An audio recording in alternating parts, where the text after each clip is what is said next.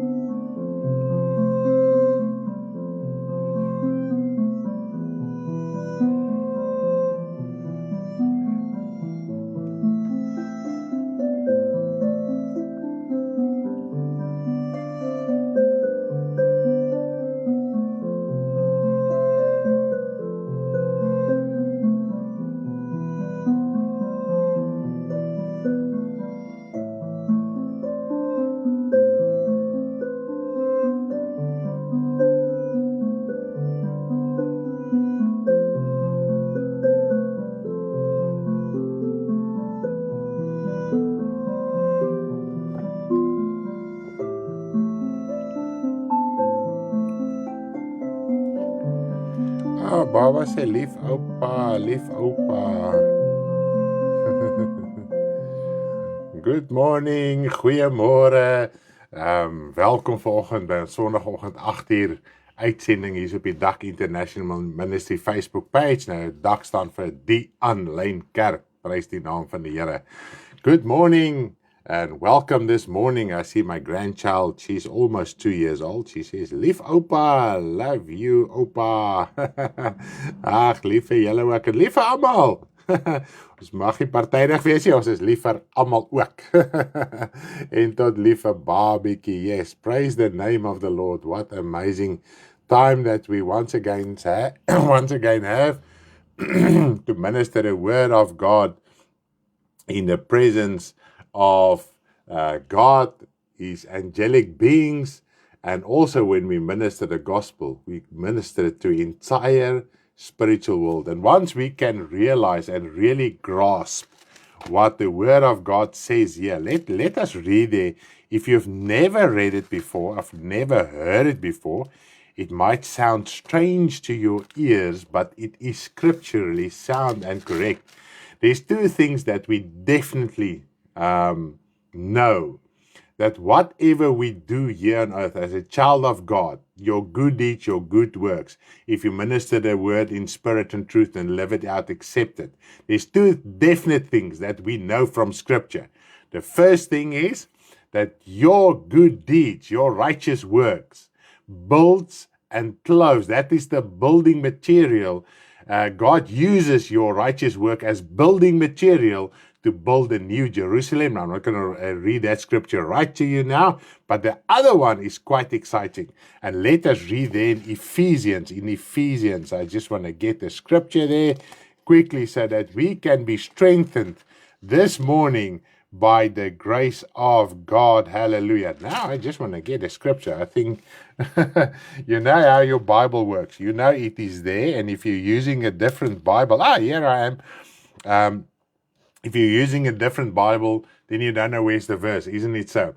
I'm used to read this scripture in my Afrikaans Bible, but this morning I'm going to read it to you in English. Let us read here quickly. So the one thing is your righteous work. If you are worshiping the Lord in spirit and truth and you endure until the end, God uses what you are doing for His kingdom, not for your own sake, for your own benefit, for your own life here on earth, for His kingdom to build.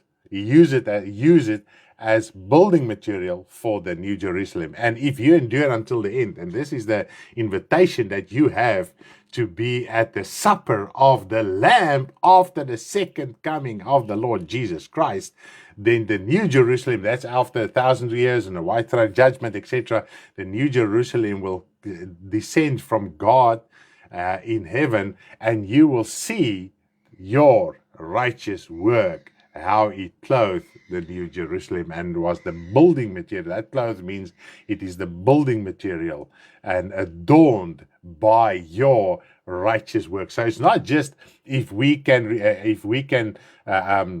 compare it to the earthly building. It's not just the bricks, if I can put it like that. It is all the embellishments and all the great, beautiful things that God uses to adorn the New Jerusalem. But let's read it. The second thing that we definitely know.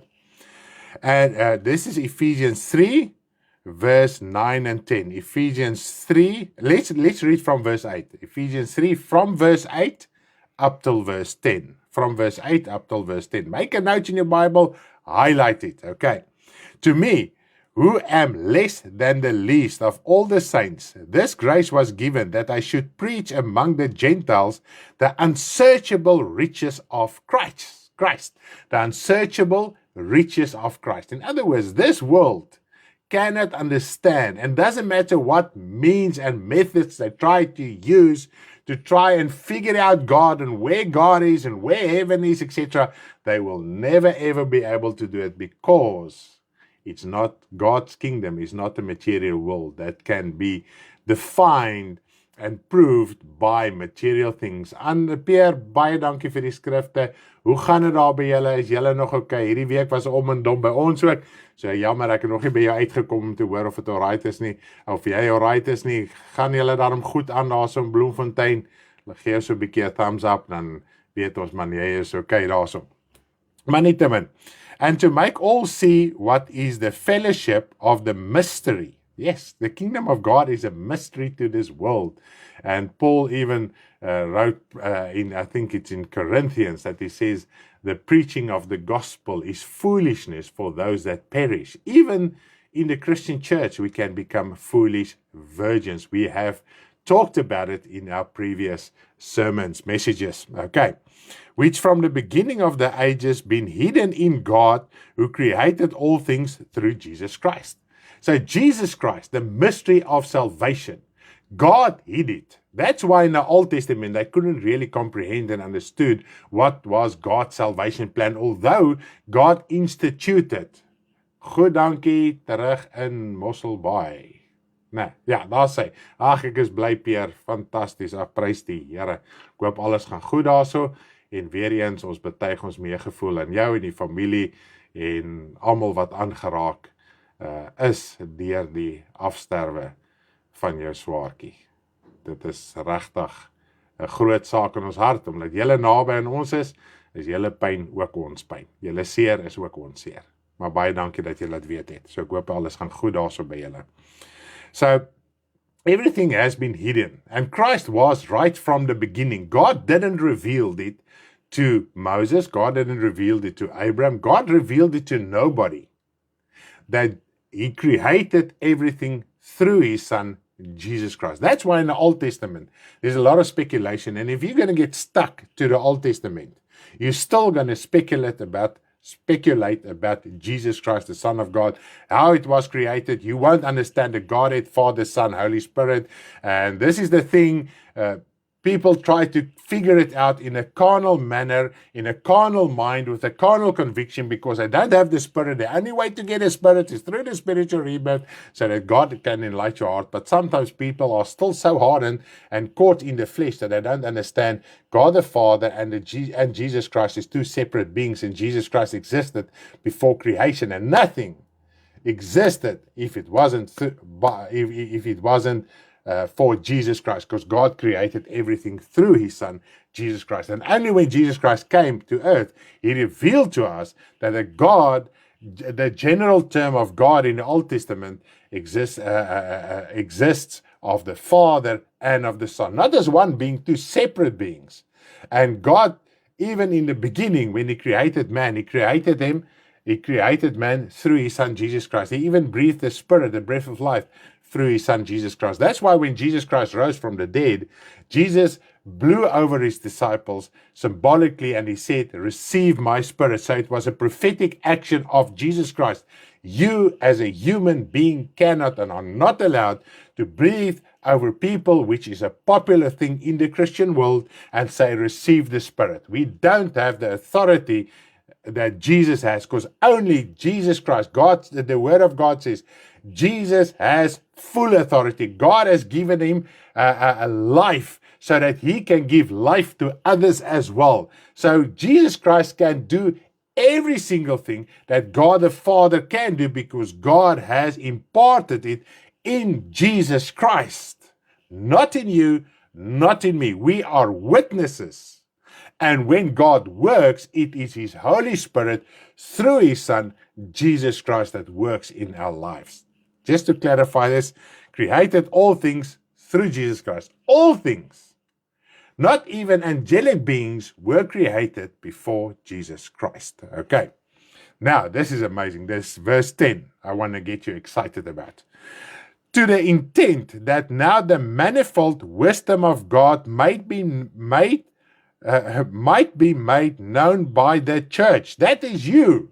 You are the church. You are part of the body of Christ. You are the church. You as a person that's serving the Lord. To the principalities and powers in heavenly places.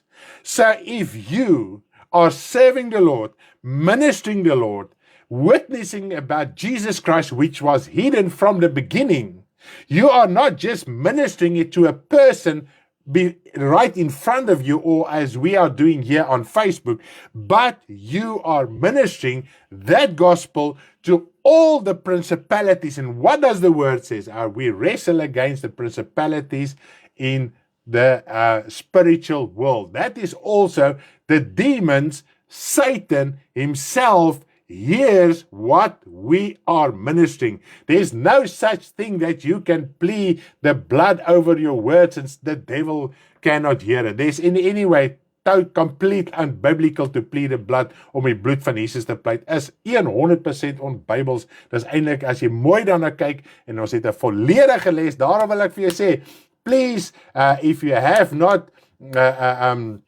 send your email to be part of our Bible study, please do so, because we have got a complete lesson on the blood of Jesus Christ as well. So as jy die bloed van die Here Jesus pleit, is dit eintlik 'n okkultiese werk. Goed.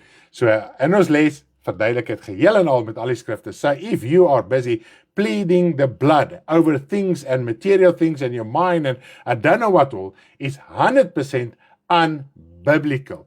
100% unbiblical. And it is actually a occultic practice. Okay, there's power in the blood of Jesus Christ. God forgives our sin through the blood of Jesus Christ. Jesus Christ gave his life. His blood is powerful for the remission of sins, and that is where it ends. And because we don't understand the magnitude and the power of the remission of sins, therefore we resort to false doctrine and deviate from the truth that is within the Word of God. Okay, man. So, but the principle I want to leave with you in our introduction this morning is that you are ministering like we this morning, we are ministering the word of God to the principalities on high as well. Ek sien net iemand het vir my WhatsApp gestuur, ek wil hom net gou kry. My foon het my WhatsApp op, maar ek het daarom nou nog 'n rekenaar hier langs my. Môre oom kan oom die Bybelstudie aanstuur na. Good, yes, we will do so. We will do so. Praise the Lord, hallelujah. What we want to do as well in our Bible study during the week, I just want to promote it quickly. We are having Bible studies Tuesdays and Thursdays. Tuesdays in Afrikaans and Thursdays in English. I'll conduct the English Bible study. We want to make it way more interactive than just comments on Facebook. We're going to keep our WhatsApp open so that you can send us a voice note or type on WhatsApp if it's easier for you. And eventually we want to get to the point where you can phone us as well. But just give us a little bit leverage here. I just want to sort out a few technicalities there. But then you can send us a voice note. Okay, I'm not, you've just said this. I don't understand what you are saying. Can you please elaborate on it? And then we can sort it out in that way as well. Hallelujah. Praise the Lord. We're going to do all those things. I actually wanted to do this morning, but I haven't sorted out the technicalities, but we're going to sort it out and we're going to open the lines so that you can communicate with us through WhatsApp as well while we are live here on air. Isn't that amazing? The Lord is granting us wisdom, the methods and the means to engage and to be part of your life as well. And you are part of our lives. In our heart, this is what Paul says, you must open your heart. Afrikaans sê so mooi, jy moet jou hart verruim. You must open your heart. You must expand your heart. Hallelujah. And as children of God, sometimes we are so closed up in our own mind, thinking world and life that we are in, world that we are living in, instead of just opening our heart. And if you can understand, you are witnessing and ministering the gospel to the entire spiritual world. Even the devil hears it. And also your righteous works, God uses that as building material for the New Jerusalem, to adorn it, to embellish it, and to build it. Then your whole perspective, then your heart just opens up, and to understand you are not alone. Even if when you are praying in your closet, oh, there's another thing in Revelation 8, if I'm not mistaken. He talks about how when God answers prayers, it has an effect on earth as well. So your prayers are like incense. In the Old Testament, they did it physically. We don't have to do it physically anymore, okay? In the Old Testament, they did the incense offerings, which was like a sweet-smelling aroma before God. And then and once a year, when the high priest went into the utmost holy, the holiest of holy, there was remission of sin, and then God united with Israel because of the forgiveness of sin. I just lost all those words I've just said, but never mind. I think you get a picture. Now, our prayers as well is like this sweet-smelling aroma of incense before God. And when you pray, He listens, He hears, He's attentive. But we must remember one thing: God is patient. He is long-suffering. He's patient to us as His children. But the moment when He answers your prayer, it is quick. Amen. Hallelujah. I want to leave you with that encouragement for now. And this morning, I've got an interesting topic. Just believe is actually a question that Donnie asked me previously, or this week, or the week before. I can't remember. I think it was this week. And it just grew in my heart, and I felt compelled to share it with you this morning. And let's pray. Heavenly Father, we do thank you in the name of your Son, Jesus Christ, for your grace, your mercy, your glory, your power, Father, for your long-suffering and patience over us. Father, you've got so much patience over us, Father, to bear with us every single day. And we must not abuse it, but we must use it, Father, so that we can grow spiritually and be lifted up so that we can carry forth the gospel of our Lord Jesus Christ, minister a word to the lost, and also encourage our brothers and sisters and minister to them in our lives, in our speech, and whatever we find to do in your word and in your gospel, Father. We do thank you in Jesus' name that you open up your word to us and that we can have, Father, life and hope, eternal life. If all else in this world fails, there is our eternal hope that we can hold on to. Father, we thank you this morning for what you did to Charmaine. Father, she's at home. She came home Friday morning and she's super excited, and her kids are there, and she says they don't even want to go and play. They just want to be with mommy. That saw almost 2 months ago, Father, and we pray that you will please help her in that healing process, Father. We know her body has taken quite a beating, Father, and we just pray that you will uplift her and that you will help her, that wounds can be healed, Father. I know from a personal experience, when you have a back operation, Father, she was in this accident and there was a problem with her back and I had to operate there. It takes you almost a year to be normal again. And especially with her, with that accident, there's a lot of other things that needs to be healed in her body completely. And we ask, Father, that you will please help her and also guide her and her husband, Father, that there's a lot of things, material things, if I can put it like this, that needs to be sorted out due to the accident. We pray that you will please help him to come across the right methods and means so that they can, Father, also be sorted out in that manner as well. Please, Father, we ask you in Jesus' mighty name, Father. Hallelujah. We do thank you for everybody else that you've healed the past time, and we think especially this morning for Mary that still has this cancer. It's quite a strange weather. Actually, I felt this morning not to pray, not to say she has cancer, Father, but to pray and to thank you for the healing in her body. And I do thank you, Father. We've asked you as a congregation and everybody in their private, in their closet, I know they are praying for Mary. And we pray for her complete healing, Father. Please, we ask you in Jesus' name. Once again, we come to you and we can find encouragement from the parable. Jesus, you have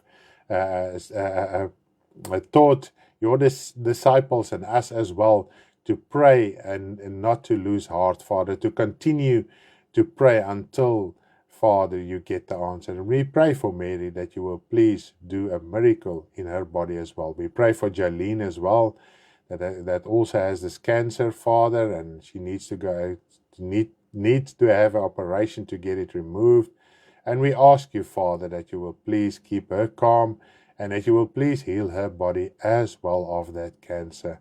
Father, uplift her husband, Isaac, that needs to help her and encourage her and just be a help to her every single day. I pray, Father, for Zoe as well. I know a child, sometimes it looks as if a child can just carry on, but in a child's heart, there's that worry as well. Because they know what it is, Father. And in little Zoe, Father, there is that worry.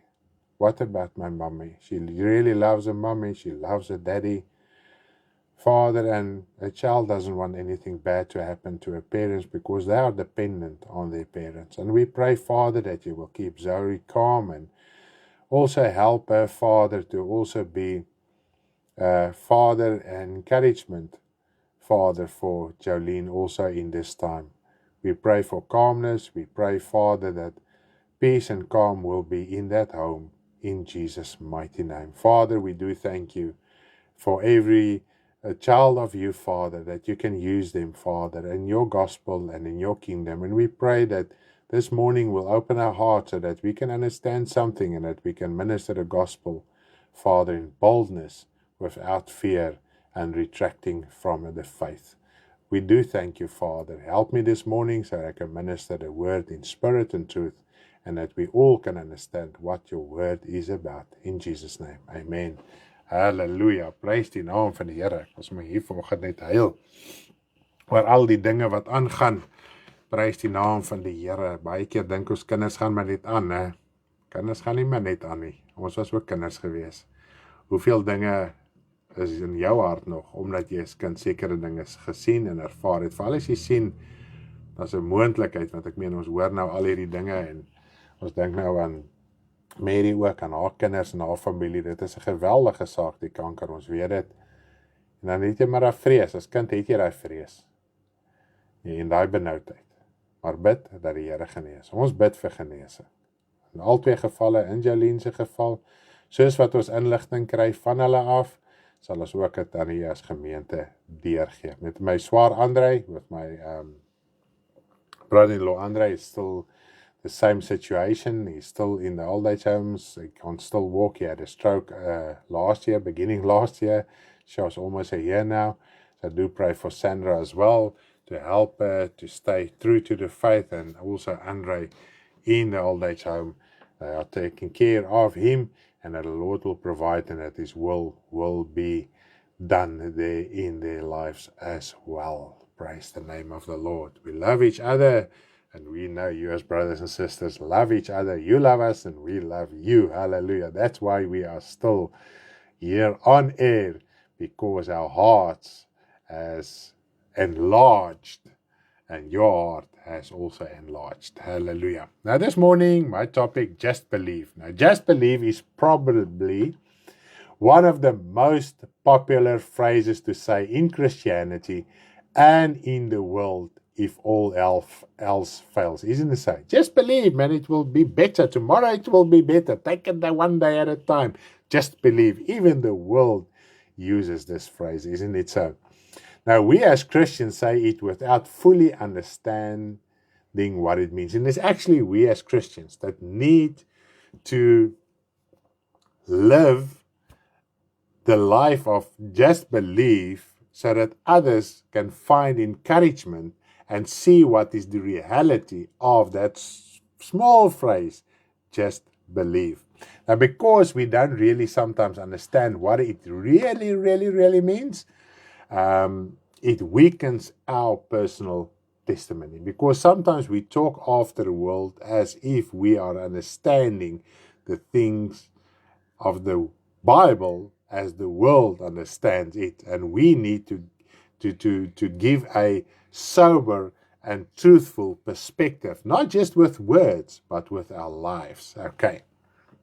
Now, these are often many arguments, there are often many arguments when we witness to those who are not yet ready to receive the gospel, and we get hurt or withdraw. Isn't it so? When we minister the word of God, we get all these arguments back to us, and we even can get to such a point that we doubt what we even believe, and we get hurt and we withdraw. Isn't it so? If you minister a word and you think, wow, you've got it now, and that person comes and retaliates with an argument that really knocks you off your feet, and then sometimes you even doubt in what you believe, because you will get shaken. But the main thing is, when we get at arguments, we must go back to the closet. We must go back to our inner room. We must go back to the Word of God and search the Scriptures and ask the Lord to open up how to understand this and how to sort it out. So if you are engaged in a following situation, and then you can answer it more properly. But even if you are, Jesus Christ's answers were perfect, and they even found fault with Jesus Christ's argument. So they will find fault with your argument as well. But don't get discouraged. Don't lose heart. Don't withdraw. Don't get hurt, okay? Because we usually get hurt from those directly around us, isn't it so? Now, let's look at a few of these arguments that people do come up with when you are ministering the gospel. Now, I'm not going to elaborate on all these points. I'm just going to mention a few, but I'm going to discuss the phrase, just believe. Okay, let's start with the one point. If you are ministering the gospel, doesn't matter what you say. I've even ministered on things that is not, if I can put it like that, judgmental. And then immediately a person says, don't judge me. So the very first thing is, don't judge me. I think this is the most popular one. And if somebody says, don't judge me, what do? We immediately withdraw. And we actually lose heart and lose our fire not to minister to someone else. Because maybe that person is going to tell me, don't judge me, and I don't know what to tell you. Okay? The easiest way to, if somebody, don't go into an argument with the person. I'm not trying to encourage this. If he says, don't judge me, then you can just tell him, if you're not going to repent, I'm going to judge you by the word of God at a day of judgment. Okay? So rather be judged now, change your life to be free from the eternal judgment and wrath of God. Okay. As I've said, I'm not going to elaborate on all these points, and I'm already doing it. And another argument, I have my church. I have my church, isn't it? So that is also a very popular saying. That is usually from professing Christians. It is something private between me and God. He knows my heart. This is also very, very popular. And this one I had a lot of. I remember the very first time I was confronted with this argument, I didn't know what to say. Okay, so there was first time for me as well, and a second, and a third, and a fifth time, and until I understood a lot of things biblically correct, and this is why I wrote the Bible school, the Bible study that we are going to present to you and help you so that you can also get a better insight of the gospel of the Lord Jesus Christ. And obviously there's going to be isolated cases, but at least if your foundation is stable and correct, you will be able to go from there forward. Now, everyone sins. This is also very popular. Everyone sins. Are you without sin? And no, I'm not without sin. So what now? I don't know what to tell you anymore. Okay. Now, everyone says they have the truth. Are you the only ones with the truth? This is also very popular. And remember, we last year I had a sermon where I looked up. There are 33,000 different denominations in the world, in the entire world. Okay, not just in South Africa, in the entire world. In other words, there's 33,000 different opinions regarding critical, doctrinal things in the Bible. Okay, and that's actually scary to think about it. That's why people say, are you the only ones with the truth? Everybody say they are having the truth. Okay. God gives us room to have different viewpoints. Now, I just don't want to elaborate on this one at all. God gives us room to have different viewpoints. The only thing is, there's one God, there's one Jesus Christ. This is usually from people that say they are Christians and following the Lord and that have been baptized, etc. There's one God, one Jesus, one Holy Spirit. The one Holy Spirit won't convict us of different viewpoints and doctrinal, critical convictions within the Word of God. The truth has one conviction, the truth has one mind, the truth has one way. It is the lie that has different viewpoints, 33,000 different viewpoints. That's without the viewpoints of those within that specific denominations. Okay. We are saved by grace, not by works. Does it mean you have to do nothing to obtain it? Saved by grace. If you see a fellow child of God, or say he's a child of God, and maybe you talk to him about certain things that you can see is wrong in his life, he says, we are saved by grace, not by works. It's God's problem to get me holy. That's actually the attitude of this phrase. You make salvation cheap if you believe there is work to be done. Last year is the first time I've ever heard of this. And this was this really dumbstruck me for a moment. You make salvation cheap if you believe there is work to be done. No, we don't make salvation cheap. We confirm salvation. Okay.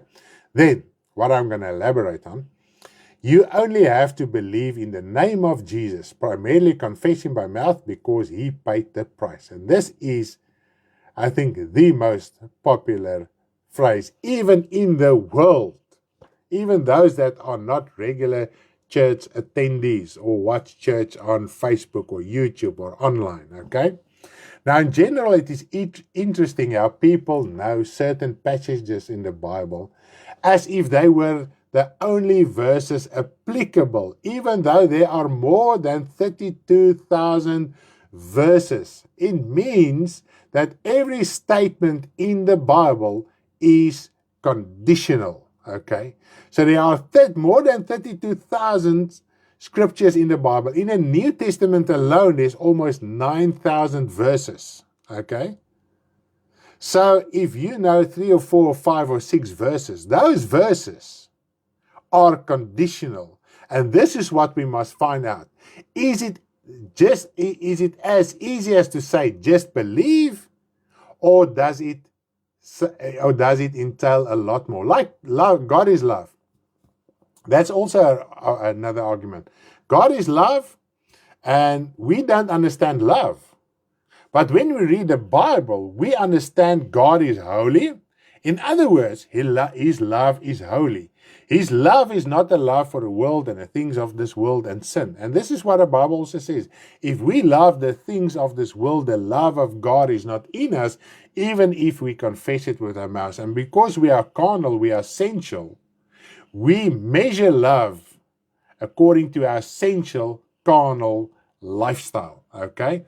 And this is why we have the Bible, so that we can understand what is God's love. So if you read the one word love, you must understand what that one word, what is the extent of that word love according to God's perspective. Okay.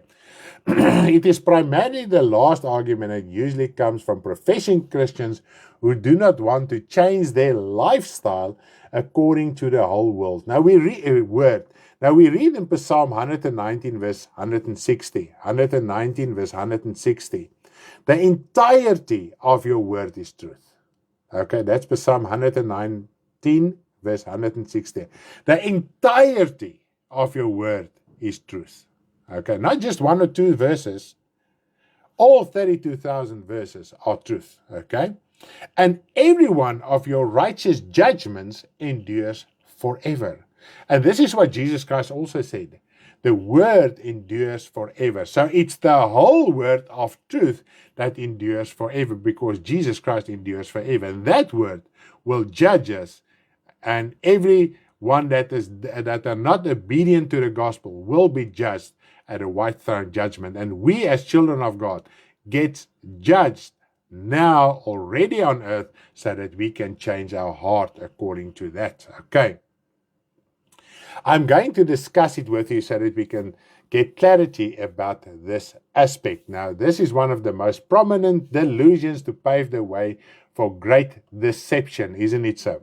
Now, most professing Christians will say, I believe, that is all I have to do. In other words, as long as I confess Jesus Christ, I attend church gatherings, I read my Bible, pray now and again, I am okay. So who are you to judge me? Okay. And are you the only ones who have the truth? I believe in Jesus Christ. Leave me alone. I've got my church.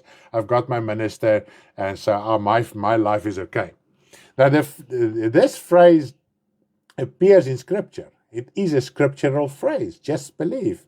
Just believe in Jesus Christ and God alike, and you will be saved. It is written in Scripture. So I don't deny the fact that it's written in Scripture. If you believe in God, and it's quite a few verses, I'm not going to read all those verses. If you believe in Jesus Christ and you confess Him, and also believe in God and the Father who sent Him, then you will be saved. Okay. Now, we have previously mentioned, this is now in our previous service, that Satan uses people and also the ministers of the word who quote God's word and explain it out of context, like Satan did in the beginning. He quoted God's word to Eve. And we read in 2 Corinthians 11 that Satan does exactly the same until today. So he saw, if he keeps on using the word of God, he will keep on deceiving people. But he gives his own demonic, false, antichrist interpretation of the word. That is why the word of God says we must test the spirit. But if you don't understand the truth, the whole word, the truth of the whole word, and acknowledge everything in the word of God, you won't be able to discern lie from truth. And this is the problem. Remember, the person who's caught up in the lie will discern that the truth is the lie. Okay? Now, this is how he led man into sin and continues to do even so today. Now, most people, Christians, build their spiritual life on this phrase without understanding what belief or faith really entails. Okay, what is the content of faith? It's a small word, but it has certain context. Just like the love of God, it's a small word, but it entails so much. Okay.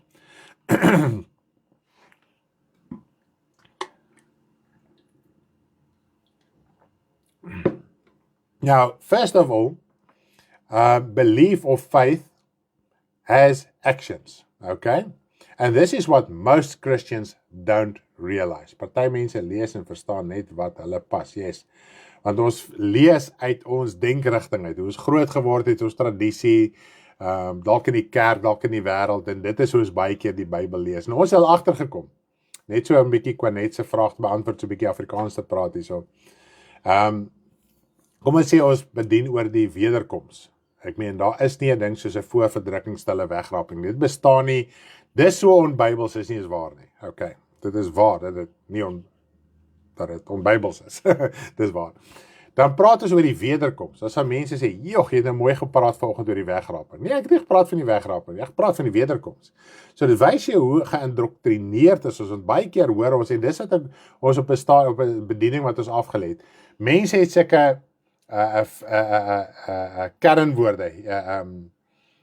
As jy, kom ons sê, 'n preek gee, en jy sê 'n sekere sin, God is liefde, dan sal jy die kommentaar sien, ja, God is liefde, God is verdraagsaam, God is dit, want dit is sulke trefwoorde, ons lewe op hierdie trefwoorde, hierdie clichés, in plaas om te verstaan waar eintlik die hele boodskap gaan, is om een sin uit te haal, God is liefde, die ou het vanoggend mooi gepraat oor God is liefde, maar hy verstaan nie die hele boodskap nie, en dit is soos die Bybel ook lees.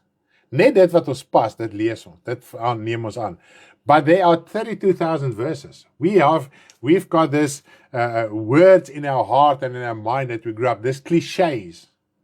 And when I mention, say for instance in a service or in a conversation, you mention certain things or a certain phrase or a certain word, people will say, "Wow, that's amazing. God is love. God is patient. God helps us," and etc., etc. But what was the whole context? And this is how we read the Bible as well. We pick out phrases and words that suit us, and we run wild with that without understanding what is the condition thereof.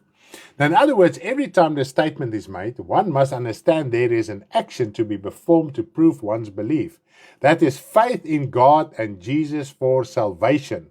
In other words, faith must be accompanied by action that produce results. And is this biblically correct? Yes, it is. Okay, I'm just going to read one or two verses, but there are a myriad of them, okay?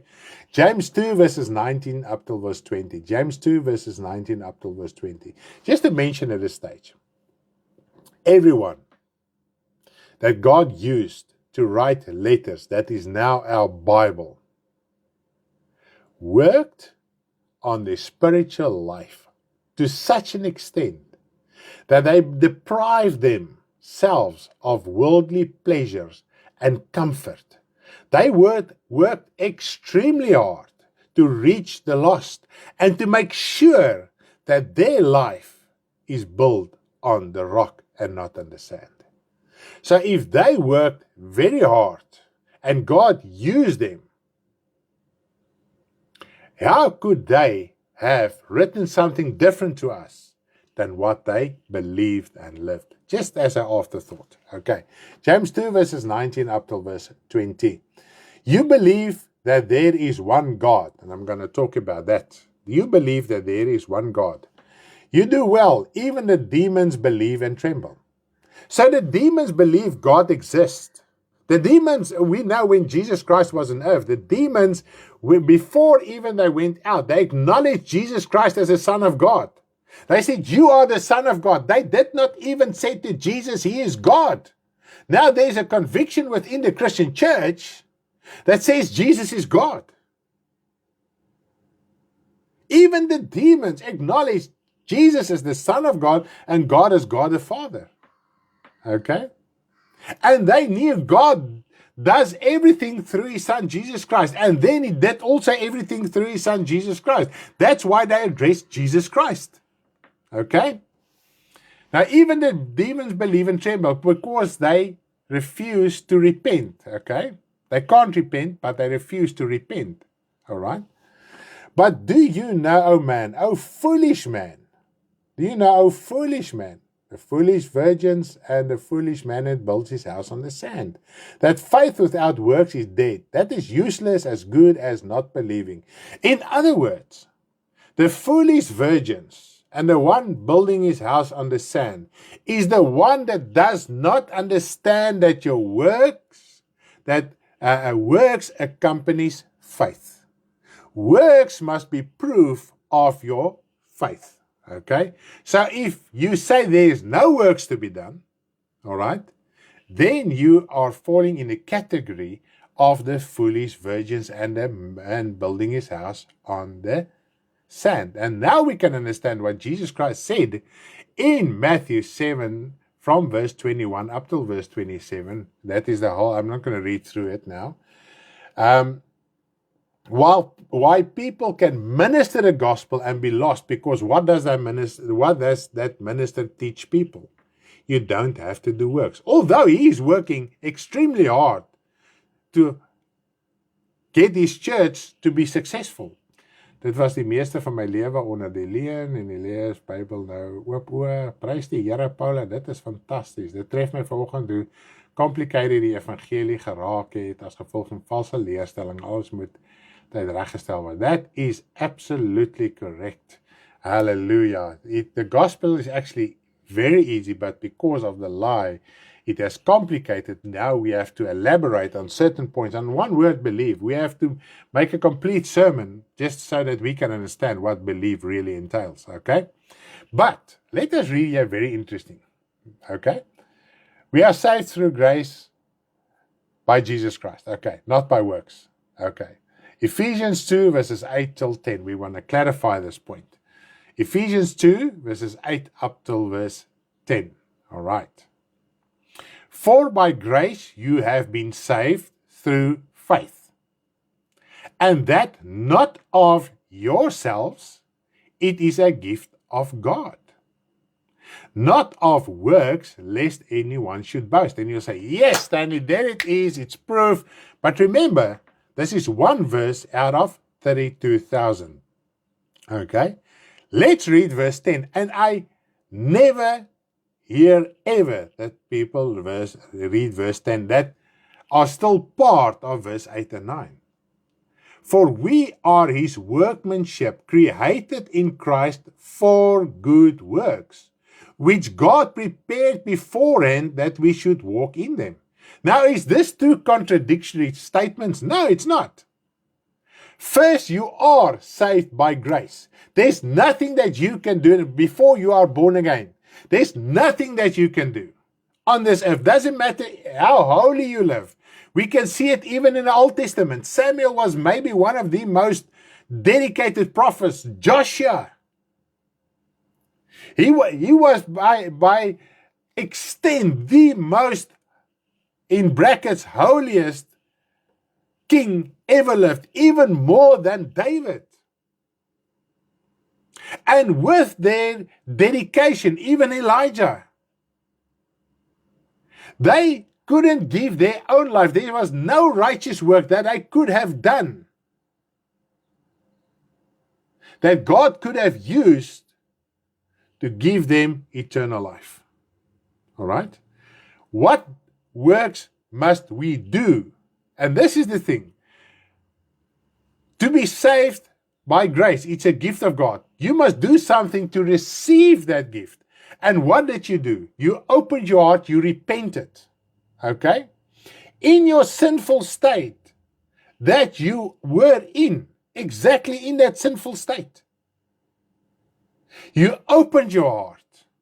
You confessed your sin. You repented. That is a work. And so God gave you the gift.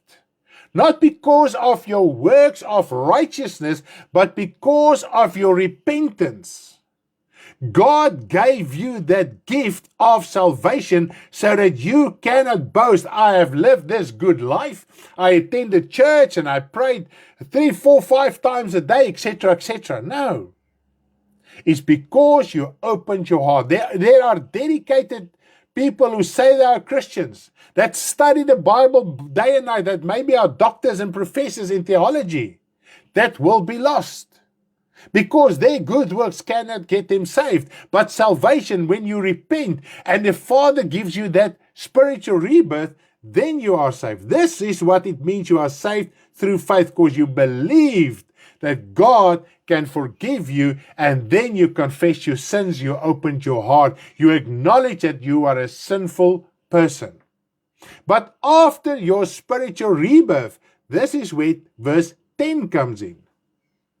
You are created because the moment when you give your life to the Lord, you are a new creature. You are a new creation. And God has already got, not man, not the pastor, not the church. God has prepared good works that we should walk in them. What is walk? It is an action. It is a deed. It's something that you must do. So if you believe you are saved by grace, then you must do the works that accompanies that saving grace. And this is what John the Baptist even said to the Pharisees that refused to repent. He said to them, go and bear fruit worthy of repentance. Not of theological ideology, of repentance, because every person can repent. You can be illiterate today. You can be young, you can be old, you can be male, you can be female. Doesn't matter what language and nationality you are from in the world. Every single person can repent. But if it comes to good works, some people are in a better situation to do good works than others. This is why Jesus Christ says, the tax collectors, the harlots, the murderers, when they heard the gospel, they repented. But julle wat gesteen het op julle godsdienstige werke, you that depended on your good works, on your religious works, you will be lost because you justify yourself before men because of your works and not of repentance, the work that God has done in your life when you opened your heart and you confessed and you acknowledged that you were a sinner. That's how you were saved by grace. But still, you had to do something to receive that gift. I can give you a gift. If you don't open and reach out to receive that gift will stay with me. I can leave it in your home on your desk. If you don't, and I can leave there, if you don't reach out and receive and pick up that gift and open up that gift will still stay there. Okay? Then you cannot go and boast about the gift because you don't use that gift. Alright?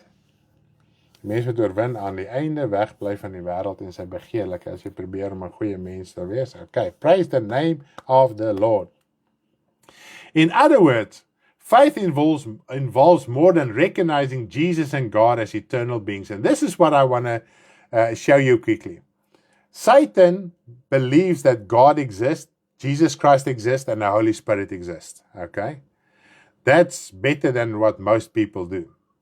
Now, a lot of Christians say they know Jesus exists. Even the person in the world, even non-Christian religions study the Bible. Do you know that? That's why sometimes non-Christian religions can argue under the table okay? Because they study the Bible. At least everyone, the majority of the people in the world know God exists. Now, as a Christian, you know God exists, Jesus Christ exists as beings. But the fact that you acknowledge them as beings and as spiritual beings in Jesus Christ, the Son of God, through whom we get saved, doesn't mean you are saved, because the devil acknowledges God as well. But he does not repent to receive the free gift of salvation through Jesus Christ. And this is the problem we have in the Christian church. Because I know about Jesus Christ, because I know and acknowledge God exists, because I know certain spiritual things that have been taught to me, I am okay and I will be saved. Okay, so to acknowledge God and Jesus as eternal beings and who they are in their respective purposes and who they are does not make that you will be saved even after your spiritual rebirth. Okay? Because God prepared good works that we should walk in them, do them as He prescribed. So if you read faith, it means you must accept what God and Jesus has for us, the words that they portrayed for us, and we must do. Because in the New Testament and in the Old Testament, those fearing God, they all did what God expected of them, and then God used them in prophetic words, so they wrote it down for us. So they worked on their salvation, even in the Old Testament, because they worked to such an extent I thought they will get salvation, but we knew only salvation came through Jesus Christ. Now, let's continue reading in James 2, verses 21 up till verse 23. Was not Abraham our father justified by works when he offered Isaac his son on the altar? Do you see that faith was working together with his works? And by works, faith was made perfect. Now, Jesus Christ said to us, be perfect as your Father which is in heaven. That is in Matthew 5. I just want to get a verse there. Matthew 5 verses 40, I think it's 48, yeah. Matthew 5 verses 48. Therefore you shall be perfect just as your Father in heaven is perfect.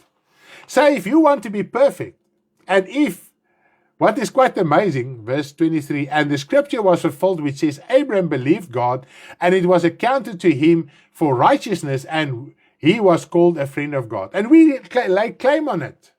We are a friend of God. There's even a song that we sing, a Christian song, how we are a friend of God.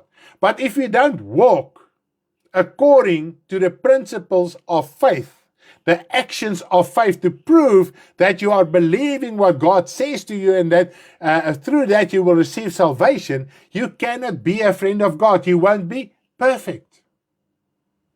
And this is the problem that we have. And this is where the 5 foolish and the 5 wise virgins are separated.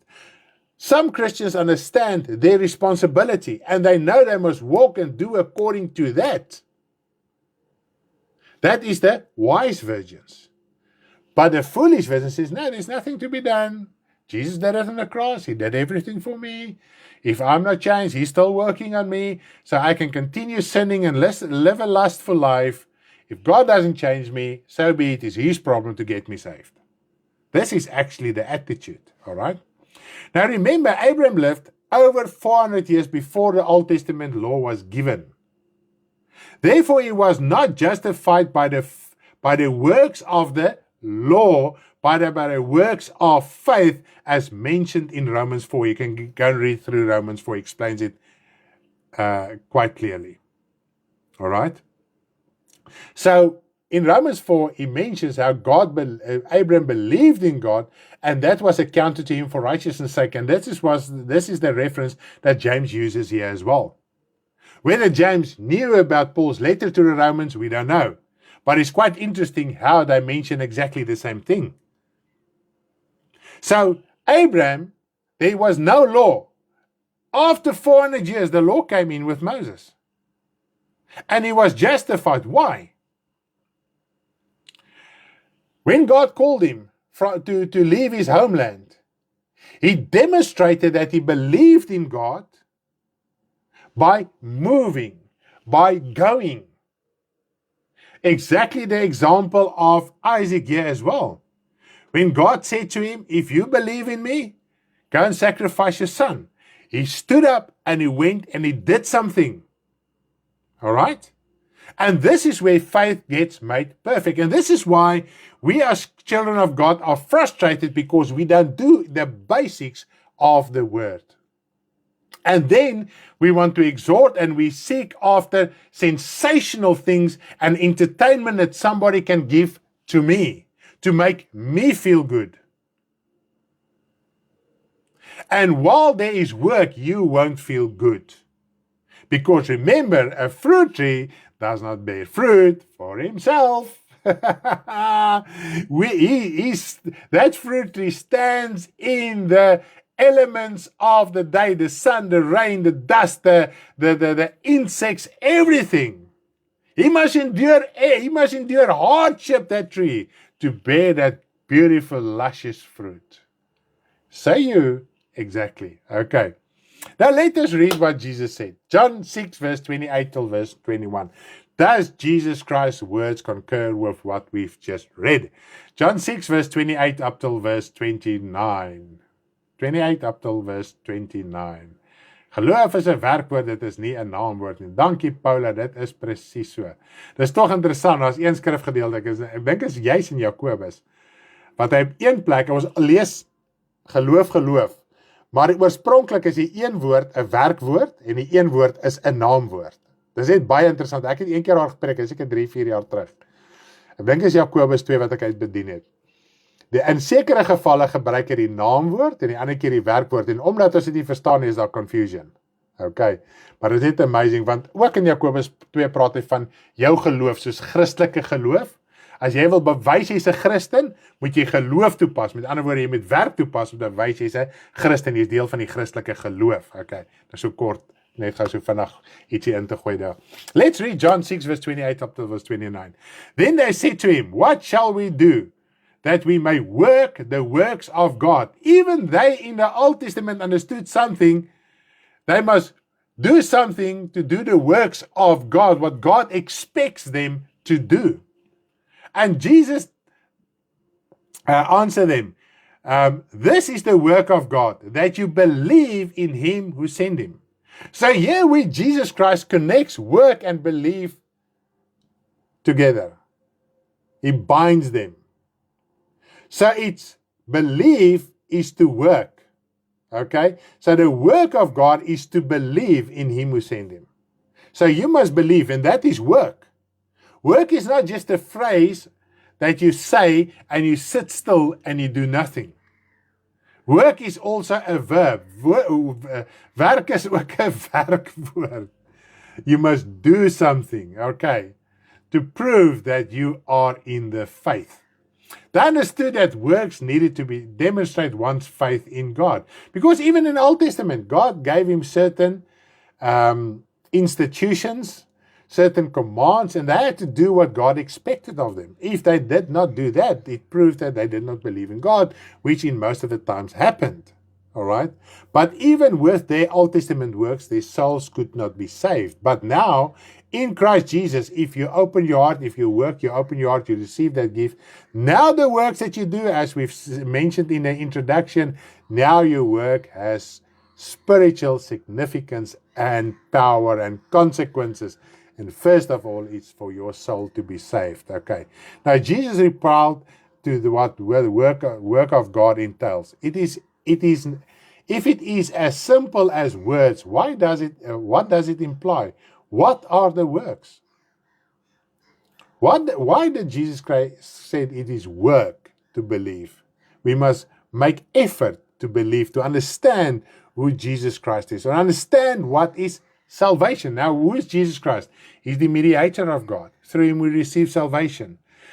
He gave his life for us. He overcame the devil. So now just the word Jesus Christ, just his name, explains so much. So it's not just to believe in his name and that he is Son of God as a being from God.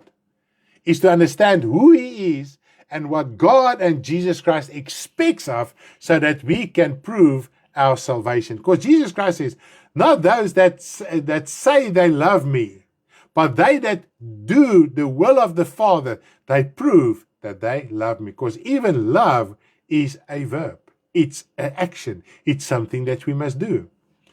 Mense hoor dat geloof werk is, dan dink hulle dit gaan oor geld wat hulle moet gee. Ja, that is mainly the main thing. It is about money. Okay. The root of all evil is money. That's why the gospel gets warped and distorted. Okay.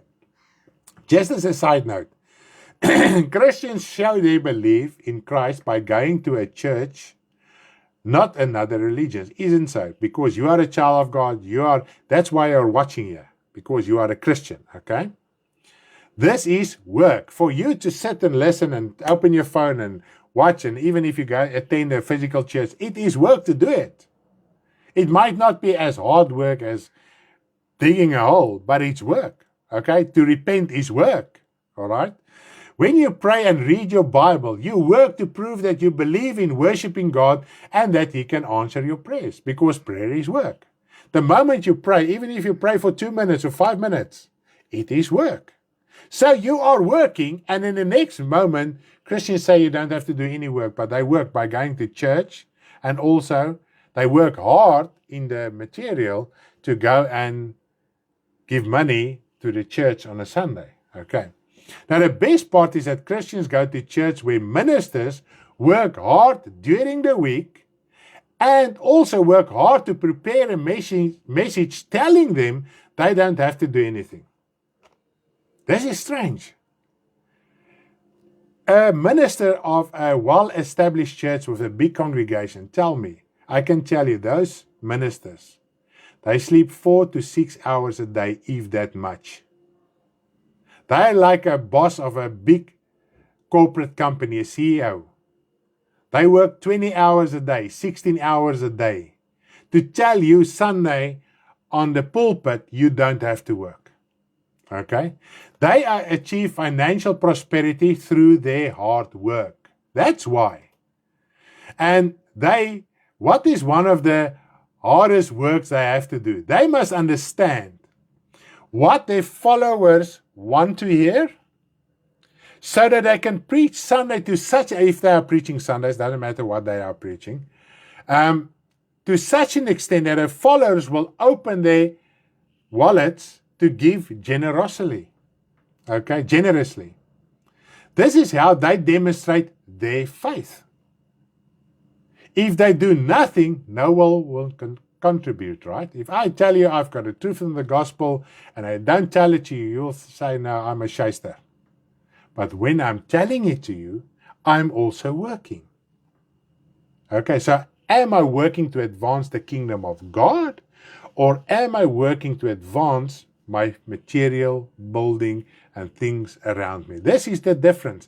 This is the difference between the foolish and the wise virgins. The foolish virgin says, you don't have to work in your spiritual life, but you must work very hard here, because we must live and we must eat.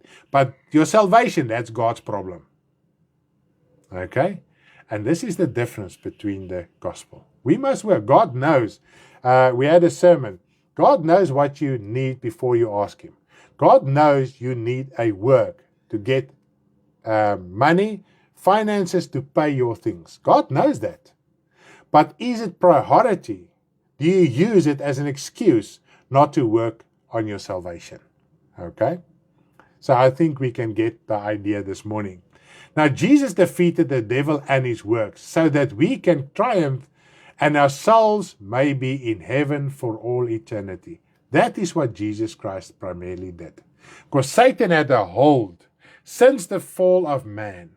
Because man gave him, I don't want to run something ahead. Man and women, that is Adam and Eve, gave Satan the authority over their souls. So Satan, because in the beginning, Adam and Eve were just souls. Okay? And that is where Satan deceived him, because Satan is also a spiritual being. Adam and Eve were spiritual beings in the spiritual world. And we must know the spiritual world is a real, tangible world. Like this world is just different in glory and might and etc. like that. And it's eternal. It can never be destroyed, like this earth are going to be destroyed. And I just want to leave a thought with you. We're going to do it this week in our Bible study and elaborate a little bit more on it, because I'm just going to jump ahead. So I hope my wife is going to be okay with it. Have you ever read in Genesis? This is just very interesting. Just to get you a little bit captivated about what we are going to do in our Bible studies. When Eve sinned and man sinned, God said to Eve, because you listened. I just want to get to the verse there quickly. Because you sinned. That is now in Genesis 3 verse 16. And I want you to listen carefully, okay? To the women he said, that is Genesis 3 verse 16, I will greatly multiply your sorrows and your conception. In pain you shall bring forth children. Your desire shall be to your husband, and he shall rule over you. Now I want you to understand something here this morning. Ek wil hê jy moet iets begryp. Okay, I want you to grasp something here this morning. When we look what the consequences of Eve's disobedience was only to her body, only to herself. So toe Eva ongehoorsaam was, dit wat die gevolg van haar ongehoorsaamheid, het net betrekking gehad op haar. Okay? Bly gou by my hierso. Okay. Verse 17. Then to Adam he said, because you have heeded the voice of your wife, and eaten from the tree of which I commanded you, saying, you shall not eat thereof. Cursed is the ground for your sake. In toil you shall eat of it all the days of your lives. Both thorns and thistles it shall bring forth for you. And you shall eat the herb of the field. In the sweat of your face you shall eat bread, till you return to the ground for out of you were taken, for dust are you, and dust you shall return. Who can notice a difference between this? Eve, God said to you, this is what can happen to you as a woman. Okay? This is what's going to happen to you as a woman. But when we read what the consequences of Adam's or man's disobedience, it affected the entire creation and him as man as well. Manne, luister. I'm just going to say what I've just said in English and Afrikaans as well. Manne, die man se ongehoorsaamheid veroorsaak dat die skepping verander het. En daar ook gevolge was vir hom as 'n persoon. So hy was daar om waaksaam te wees. Hy moes waaksaam en nugter wees. Maar sy ongehoorsaamheid het die wêreld, die skepping, dit wat God goed en mooi gemaak het God gesê vervloek is die aarde omdat jy man ongehoorsaam was. And because of sin, and that God cursed because Adam and Eve brought in disobedience and brought in sin in this world. Because of man's disobedience, the creation that God created good in the beginning, God cursed that. That was cursed. And toil and trouble and lust and sin and sinful things at the end of the day, as we know today, money, material wealth, all that, because of the disobedience of man, that started in this world. Man, I want you to listen this morning so that you can understand what is your obligation. We usually look to the women. We usually look to our wives to stand up spiritually. They must work, they must feed the kids, they must do the washing, and they must be the spiritual leader. Their disobedience caused only certain things to her as a person. Man's disobedience caused sin in this world. The trouble that we have today, the lustful things of this world, is because of man's disobedience. Okay? Nou, maar praat gou weer verder deur. Because God created man and woman to be creative, and God said to him to be multiplying. In other words, God put something in man to be creative, to be able to bring forth, to create. Like we read in Malachi as well. Man must bring forth a godly generation. Okay? What does man do who is carnal, who is sensual, who uses this world? Because remember, man, because of the disobedience of man, this world became as we know it today. Now man, the carnal man, the physical man, there is a yearning, there is a desire to create something, to change something. Now man who is carnally, now I'm talking to Christians, males who are born again Christians. I'm not talking about the world today. We are so busy trying to keep on creating in this world that we can contribute to creating more evil. What must we as men do? Even in Ephesians, he says, man, male, husband, lay down your life so that your wife can also serve the Lord in spirit and truth. Jesus set us the example as males. We have an immense responsibility not to bring food on the table primarily, not to use the material world as an excuse. We must live and we must eat. Nowadays, the women, the female, they work, they get home and they must do the food, they must do the cooking, they must do care for it, they must keep the household up, and they must take responsibility of their spiritual life, which they do. Males, where are we? By continue using the material world as excuses, you are creating evil in Satan's kingdom. And this is how the world came into the church. Because the male pastors, the male ministers aren't vigilant. They are carnal. They are sensual because they want to live a luxurious earthly life.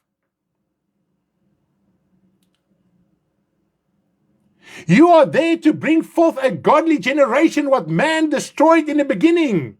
And every new soul that comes to the Lord is a new creation. It's a new world. So we must toil and work so that souls can come to the Lord. This is what your wife must see in you. This is what your children must see in you. You are busy with the work of the Lord. If they see you, you must be in front of God.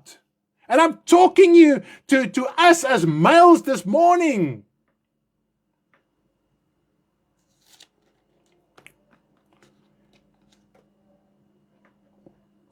Malachi 2 verses 15. Malachi 2 verses 15. But did he not make them one, having a remnant of the Spirit? And why one? And he made male and female, and he said he made one. It was male and female, it was two separate beings. Because women came out of man. And therefore woman was also in the image of God, because God took a woman out of man.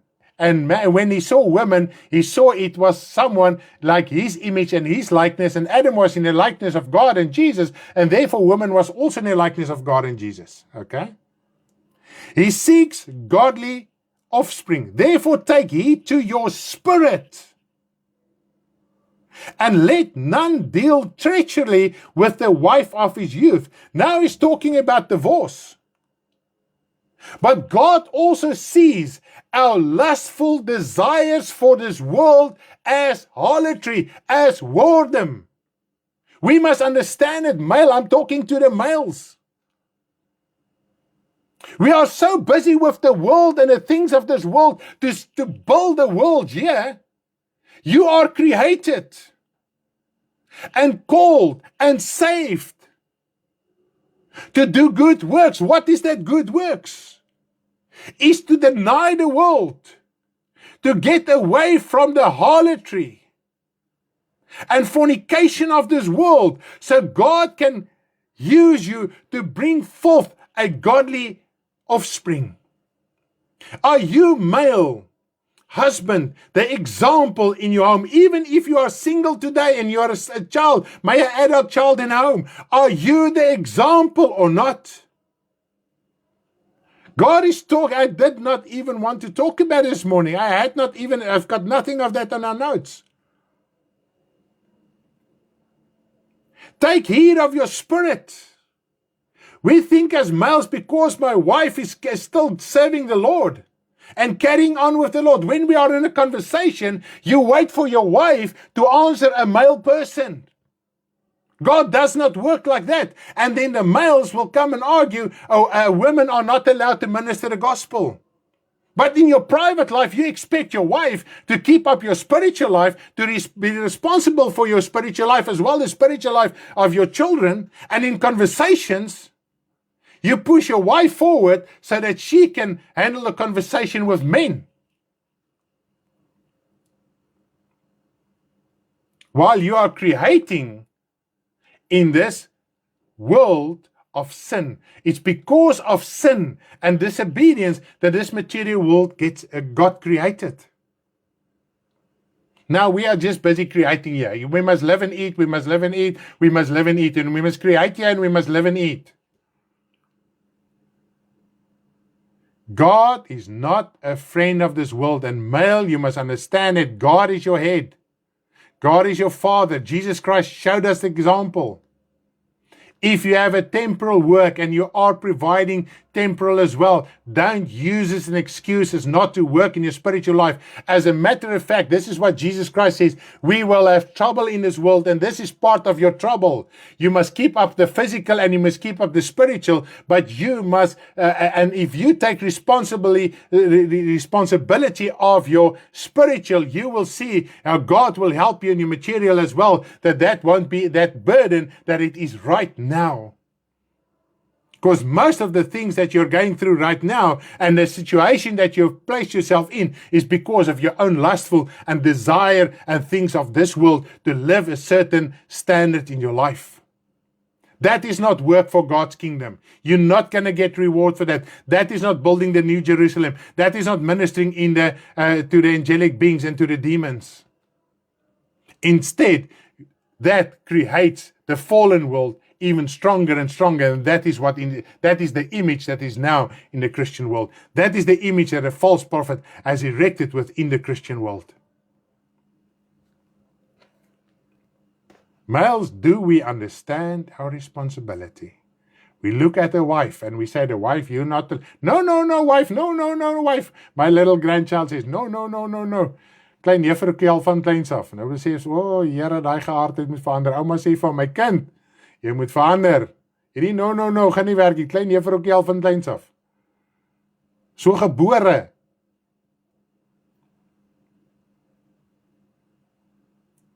But we as husbands say, no, my wife, no. You must take up the responsibility. I've come here with the temporal. I'm busy creating the material world. I'm trying to make it utopia and heaven on earth for us in the material world.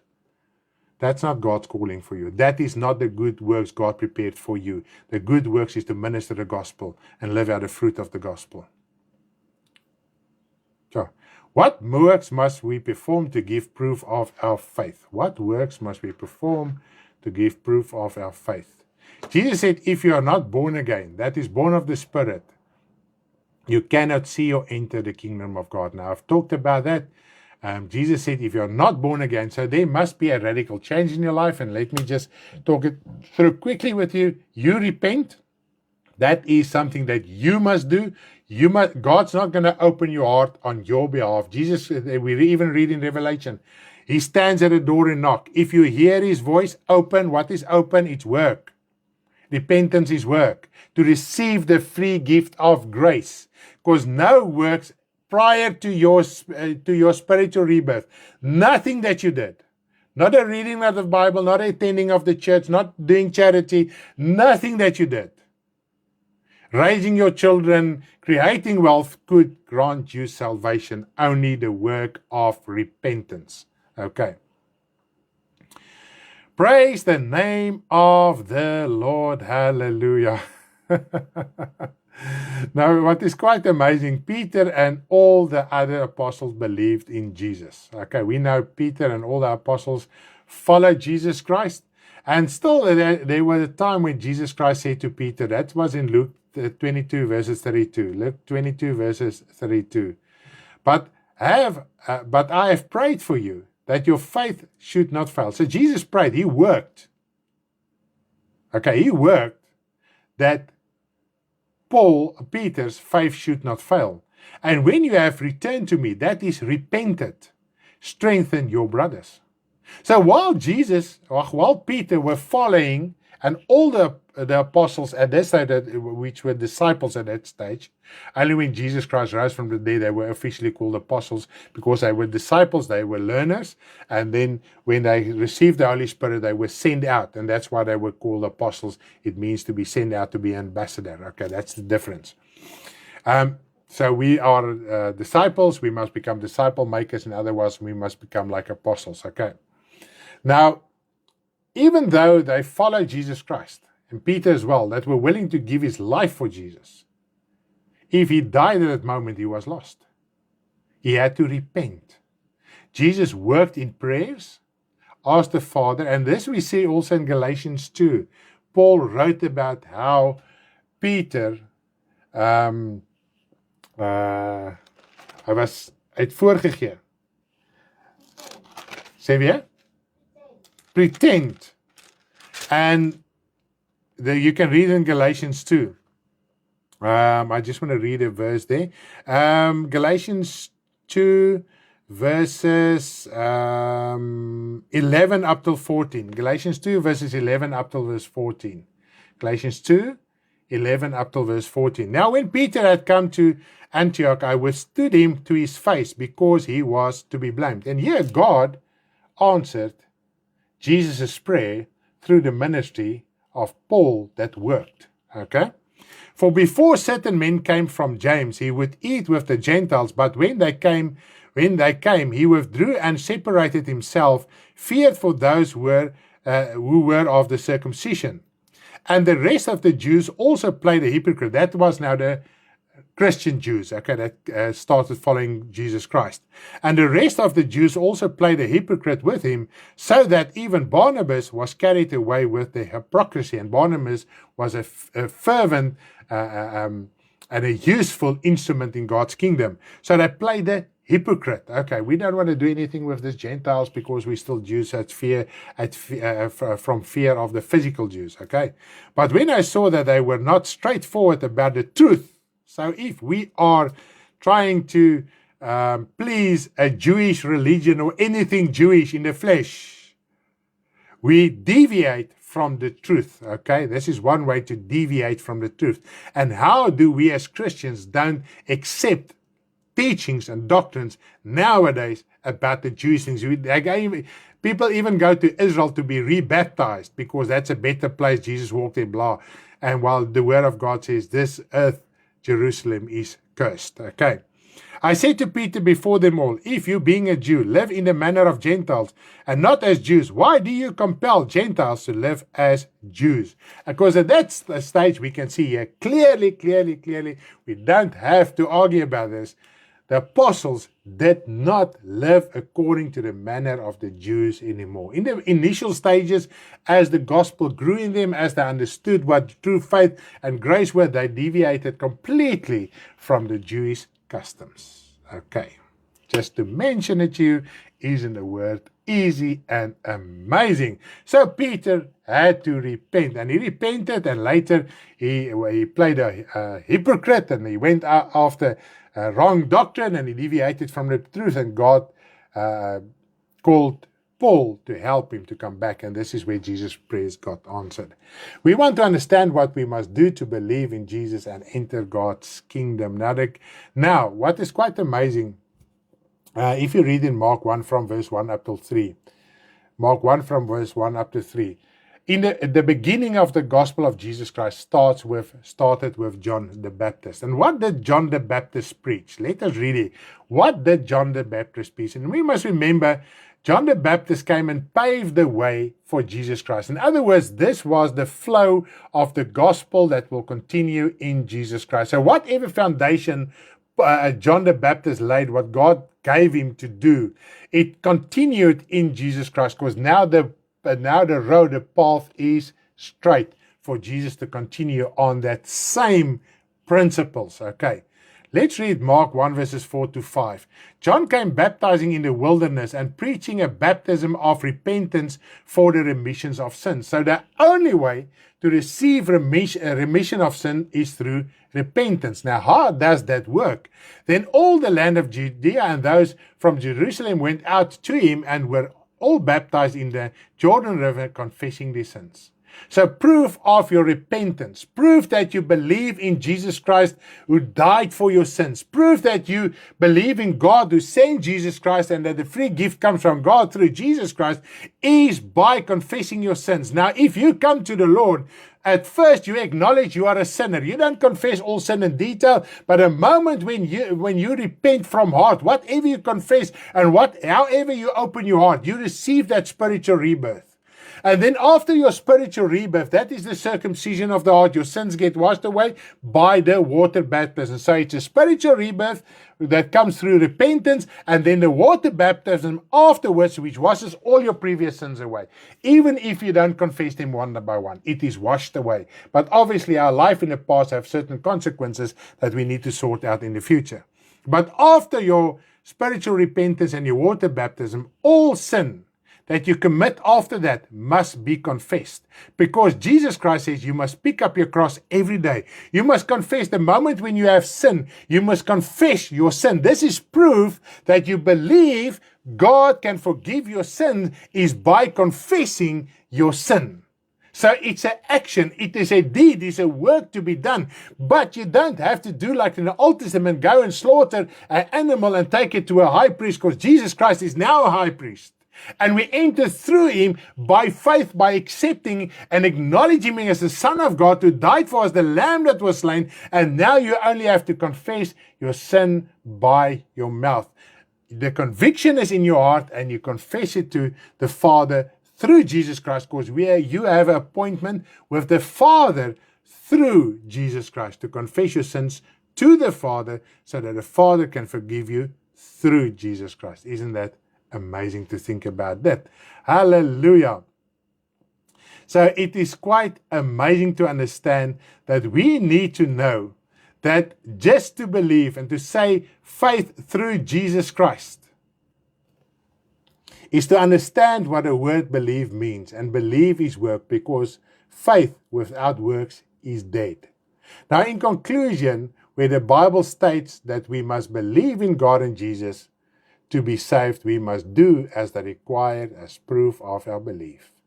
Even those that came to John proved it. The Pharisees refused it, and therefore John said to them, go and bear fruit worthy of repentance. How do you repent? You acknowledge your sin, you confess it to the Father through Jesus Christ. You name them one by one, not just say, Lord, forgive me all my sin. Lord, I've lied. Lord, I've stolen. Lord, I've done this, I've done that. Please forgive me. I've gossiped, I've been nosy, etc. Please forgive me. I've been in the world again. I've slipped and fell and enjoyed the world. Please forgive me. That is proof that you believe in God, that He can forgive your sin and that you can receive salvation. Amen. Hallelujah. I do believe we understand the message this morning. I've mentioned one or two things that we're going to talk about and discuss in our Bible study. So please stay tuned this week. Dinsdagoggend, dinsdag aand, 6:30, my vrou gaan die Bybelstudie aanbied in Afrikaans. And I'm going to do it on Thursday, 6:30 the evening. I'm going to do the Bible study in English. Hallelujah. So I hope that we can understand what believe entails, and that whenever somebody confronts you with that, then you can tell them there is works to be done, because believe is a verb, is a werkwoord, and there is things that we must do to keep that salvation. Remember, you are saved by grace, but now you must keep it, and it's work to keep it. This is what Jesus Christ said. It's work to believe in Him. Amen. May you have a blessed day. We love you all. Vanaand 6:00 gaan ons weer lekker gemeente bid hier hê. Op WhatsApp voice call. We have a prayer meeting WhatsApp voice call this evening. It doesn't get broadcasted on Facebook or whatever. It's a voice call. You can join. We leave the link on our WhatsApp channel. If you're not on our channel, please do so. Contact us so that we can guide you to get on the channel, and then you can click on the link on the channel and you can join our prayer meeting this evening. And it's not just about prayer. If you have a testimony or something to share to us, you are also most welcome. May you have a blessed day. Bye-bye. Love you lots.